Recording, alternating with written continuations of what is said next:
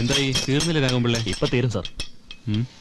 ഇത് ജാമ്പവാന്റെ കാലത്തുള്ള ഗിയർ ബോക്സാ, മൊത്തം അഴിക്കേണ്ടി വരും.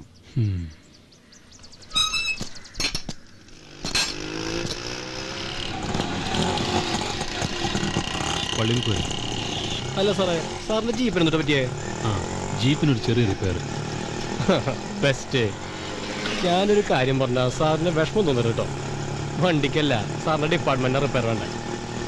അല്ലെങ്കിൽ പിന്നെ സാറിനെ പോലെ നല്ലൊരു ഓഫീസറെ ഇങ്ങനെ കൊണ്ടുപോയി മൂലയ്ക്ക് ഇരുത്തുവോ? എന്താ ഇയാളുടെ പേര്? സത്യനാഥൻ. ഡിപ്പാർട്ട്മെന്റിനെ എങ്ങനെ റിപ്പയർ ചെയ്യണമെന്നാ സത്യം പറയുന്നത്? കംപ്ലീറ്റ് അഴിച്ചു പണിയുന്നു സാറേ. ഡിപ്പാർട്ട്മെന്റ് മാത്രമല്ല, കംപ്ലീറ്റ് സിസ്റ്റം അഴിച്ചു പണിയണം. അതെല്ലാം പണിയൊക്കെ നമ്മുടെ പിള്ളേര് തുടങ്ങിയിട്ടുണ്ട്. പിള്ളേരോ? ആ, എന്ന് വെച്ചാ ബൈ ദ പീപ്പിള്. ദൈവം തമ്പുരാൻ പന പോലെ വളർത്തി വലുതാക്കിയ ദുഷ്ടന്മാരല്ലേ അവര് പുല്ല് പോലെ അരിഞ്ഞു കളണേ. സാറിന് എന്തൊട്ട് തോന്നിയാലും കുഴപ്പമില്ല, ഞങ്ങളൊക്കെ അവരുടെ സൈഡാ. ആ, എന്നാലും നിയമത്തിന്റെ മുന്നിൽ അവർ ചെയ്യുന്നത് തെറ്റ് തന്നെയാണ്. ശരിയാ, അവര് തെറ്റുകാരെ. അപ്പോ ആ പെൺകുട്ടിയെ കൊന്ന ബാങ്ക് മാനേജർ ചെയ്താൽ ശരി? ആ, മതി മതി, ഇവിടെ നിർത്തിയാൽ മതി. സത്യൻ ഏതുവരെ പഠിച്ചു? സാറേ, MA ഫിലോസഫി, MA ഹിസ്റ്ററി. മതി മതി മതി. ഇത്രയൊക്കെ പഠിച്ചിട്ടും ഒരു ഓട്ടോറിക്ഷ ഓടിച്ച് നടക്കുന്ന ഒരു ചെറുപ്പക്കാരന് തോന്നൽ ഇറ്റ്സ് നാച്ചുറൽ, എനിക്ക് മനസ്സിലാവും. But Satya, crime is crime. Good morning sir. Morning sir.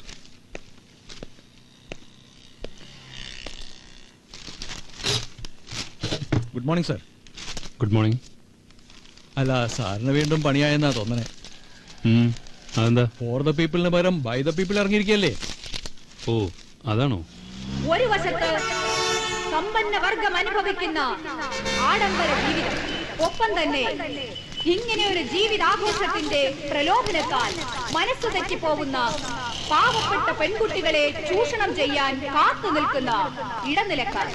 ഇതിനിടയിൽ എവിടെയോ നമ്മുടെ പെൺമക്കളുടെ മാനവും ദേഹവും ജീവിതവും ഒക്കെ വില പറയാൻ വെച്ചിരിക്കുകയാണ്. ഇനി ഒരു പെൺകുട്ടി പോലും അപമാനിക്കപ്പെടാതിരിക്കാൻ നമുക്കൊന്നിച്ചു പൊരുതാമെന്ന ആഹ്വാനത്തോടെ ഞാൻ ഈ ഉപവാസം ഉദ്ഘാടനം ചെയ്യുന്നു. അമ്മ ഗുളിക എടുക്കാൻ മറന്നു, അതാ ഞാൻ വന്നേ. ഞാൻ എന്നാ കോളേജിൽ പോട്ടെ.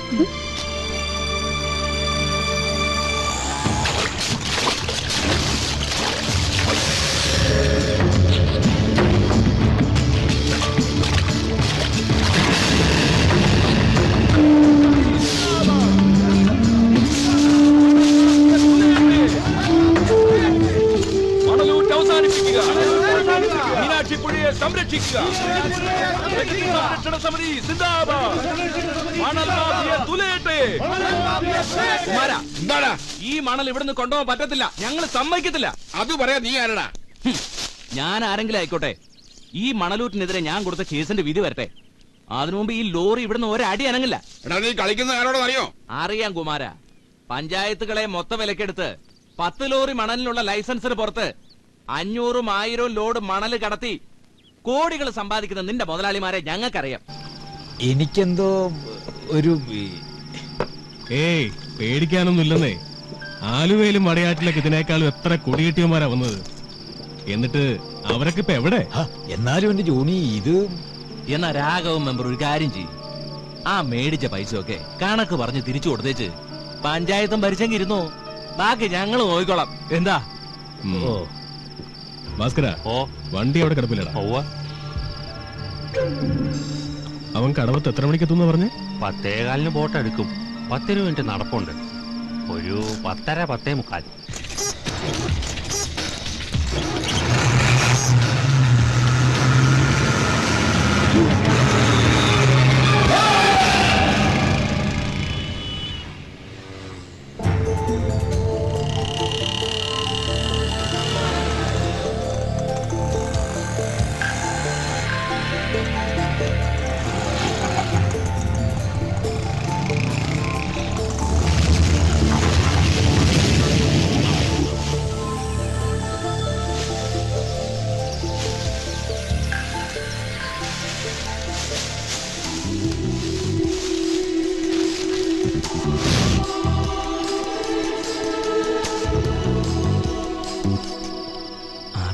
സംശയമൊന്നുമില്ലല്ലോ. എവിടെന്ന്? ഇടിച്ച ലോറി നാഷണൽ പെർമിറ്റ് ആണോ അല്ലോ എന്നുള്ള സംശയത്തിലാ പോലീസ് ഇപ്പോഴും. അല്ല, ഈ FIR തയ്യാറാക്കിയത് ഞാനല്ലേ? ഇപ്പഴാ ശ്വാസം നേരെ വീണത്. അല്ല, ഈയുടെ ലോറിയുടെ നിറം വെച്ച് ഏതാണ്ട് കേസ് തെളിഞ്ഞെന്നോ മറ്റോ? ഏയ്, അതൊന്നും ഇല്ലാന്നേ. എവിടെ തെളിയാ?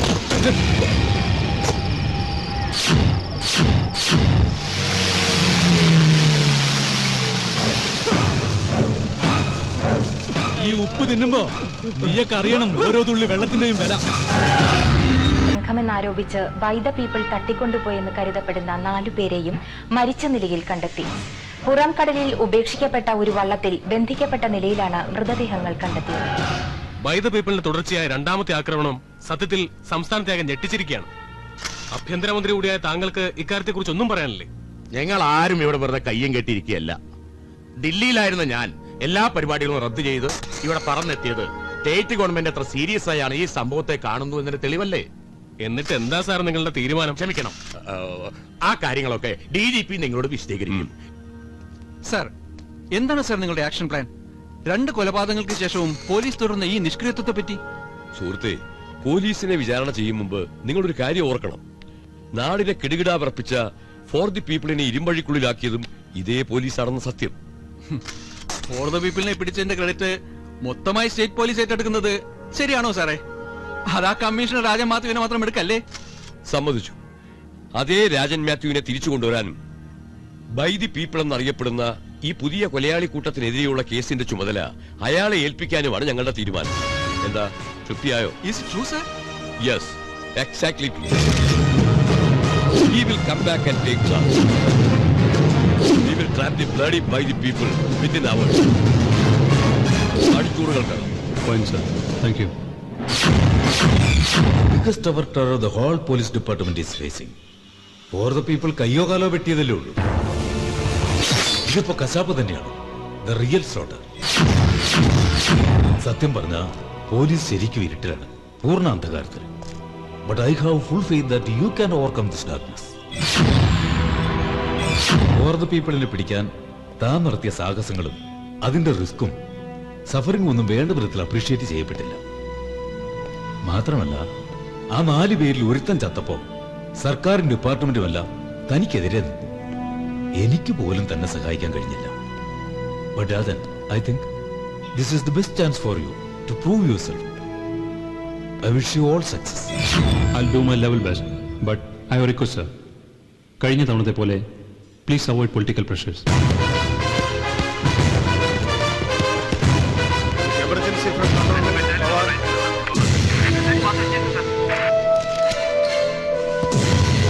ഇതുവരെ നടന്നിട്ടുള്ള 2 കൊലപാതകങ്ങളും എറണാകുളം ജില്ലയിൽ, കുറച്ചുകൂടി സൂക്ഷ്മമായി പറഞ്ഞാൽ കൊച്ചി നഗരത്തെ മാത്രം പശ്ചാത്തലമാക്കി നടന്നിട്ടുള്ളതാണ്. ബൈ ദ പീപ്പിളിന് ഫോർ ദ പീപ്പിളിന്റെ ശിക്ഷാരീതിയുമായി അടിസ്ഥാനപരമായി മാറ്റമുണ്ടെങ്കിലും 2 കൂട്ടരുടെയും പാറ്റേണിൽ മാറ്റമില്ല.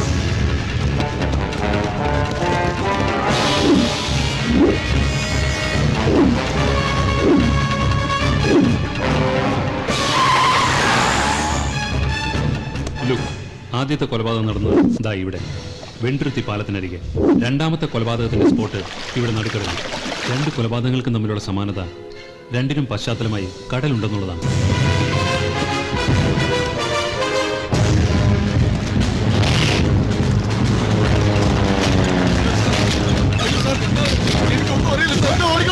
നോക്കൂ, വെല്ലിംഗ്ടൺ ഐലൻഡ്, മുളവുകാട്, വൈപ്പിൻ, ബോൾഗാട്ടി. പോലീസ് ഓൾറെഡി അരിച്ചുപെറുക്കി കഴിഞ്ഞ ചില ദ്വീപുകളാണിവ. പിന്നെയുള്ളത് പാമ്പുംതുരുത്ത് പോലെയുള്ള ചില ഒറ്റപ്പെട്ട ദ്വീപുകളാണ്. ഇവിടങ്ങളിലേക്ക് ആരെങ്കിലും ജലമാർഗം പോവുകയോ വരികയോ ചെയ്താൽ അത് പെട്ടെന്ന് ശ്രദ്ധയിൽപ്പെടും, പ്രത്യേകിച്ച് റെഡ് അലർട്ട് ടൈമിൽ.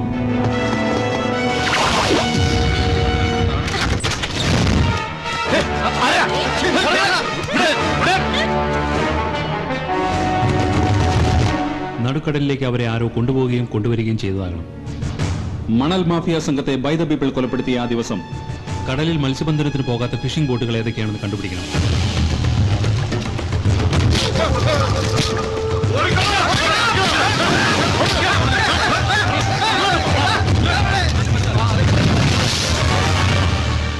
താൻ ആ DYSP ഹമീദിനെ അറസ്റ്റ് ചെയ്ത സംഭവം എന്തെല്ലാം പുകല ഉണ്ടാക്കരുതെന്ന് തനിക്കറിയാവോ? ബെഡ് കോഫിക്ക് പകരം CMന്റെ തെറിയും കേട്ടോണ്ട് ഉറക്കപ്പായി എണീക്കുന്നത് താനല്ലല്ലോ, ഞാനല്ലേ? Okay, leave it. I want to hear one thing. താൻ ചാർജ് എടുത്തിട്ട് ദിവസങ്ങളാവുന്നു. ബൈ ദി പീപ്പിൾ എവിടെയെന്നതിനെ കുറിച്ച് ഒരു മൈന്യൂട്ട് സൂചനയെങ്കിലും തരാൻ തനിക്ക് കഴിയുമോ? Just give me some more time, sir.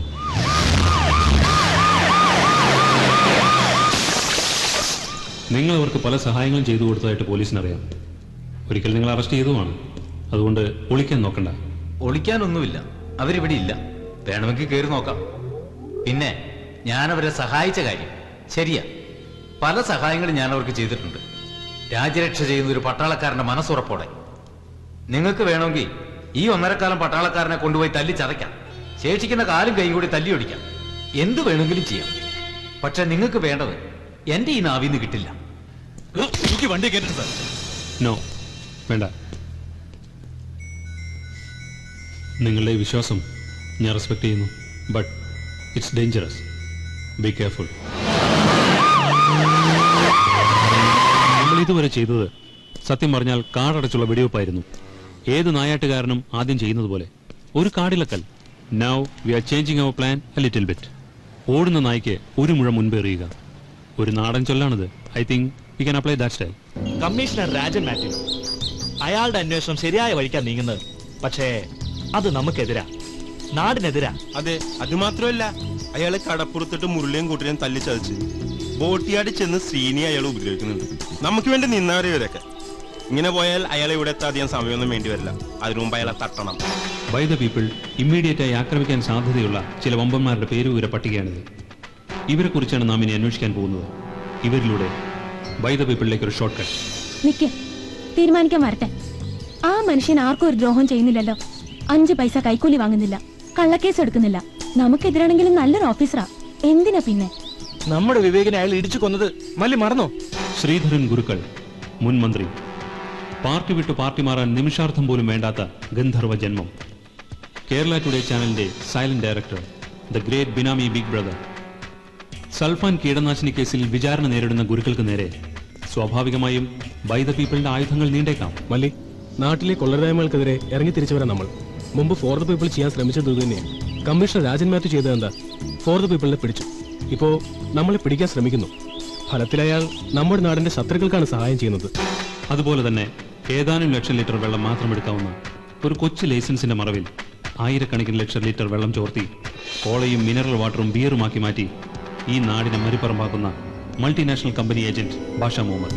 അയാൾ നല്ലൊരു ഓഫീസർ ആവാം, അയാൾ ചെയ്യുന്ന അയാളുടെ ഡ്യൂട്ടി ആവാം. But that doesn't make any change.